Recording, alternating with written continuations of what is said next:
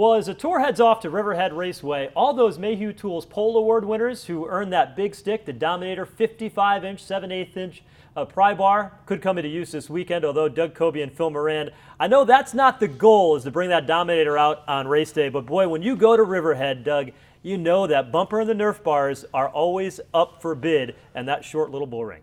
Yeah, you got to be prepared for anything, and one of the things that Phil and I have really focused on the last 3 years is qualifying. We pretty much go out on the racetrack for practice trying to be able to cut 2 good laps so that we know we can start up front. You don't want to be starting 20th at Riverhead, because by about lap 15, when the leader's catching the back of the field, then you have to go. So we've really been fortunate the last probably 6 or 7 races to be probably the fastest of the Connecticut cars to race there against the Long Islanders. You know, you can look at the starting lineup, and every time we go out there, I say to Phil, look at this. The top 12 cars are all Riverhead regulars or tour teams based out of Riverhead, except for us. And I take a lot of pride in that. We've been really close to winning there, and hopefully this year's it.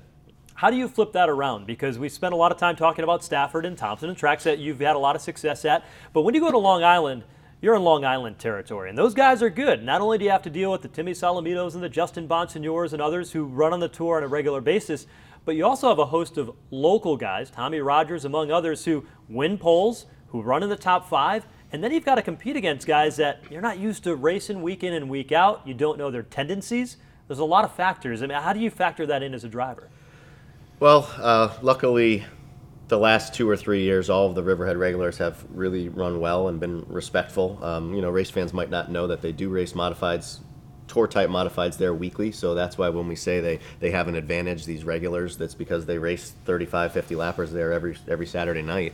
And, you know, when we come from out of town, you know, I've run, you know, probably 25 races there in my whole career, and those guys will run 25 races in a season. So really, we focus with our spotter on making sure that the cars that are either passing us or that I'm passing can see me. And what we mean by that is when you could tell that guy has moved over, if I'm trying to pass him on the outside, that's when I try to really get up next to him. Or when I get a bumper in underneath him to make a pass and he gives a little bit of space, that's when you know you're in there and his spotter has communicated to him, because you really don't know who you're dealing with.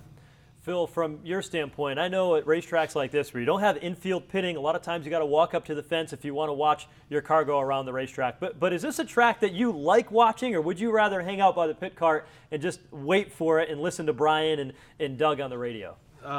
It's definitely an anxiety racetrack. We have a spot where we always stand. We have probably the last 5 or 6 years, right in between turn 3 and 4, and you get pelted with rubber, and you're listening to the throttles, and you're listening to the bumpers and Nerf bars bang each other. But, you know, like Doug said, we've been really fortunate there. We've been running really, really good there the last, 6, 7, 8 races. So there have been times when after the race you want to bring out that big stick, and it's not to straighten the car out. What would you use it for? Other drivers' heads, somebody else's car. But it's definitely a short fuse racetrack.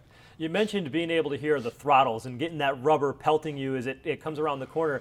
From a mechanic's perspective, I know you're always looking for the littlest of advantage. Can you hear what some of the competitors are doing and hear what your driver is doing and allow that to help your setup on race day?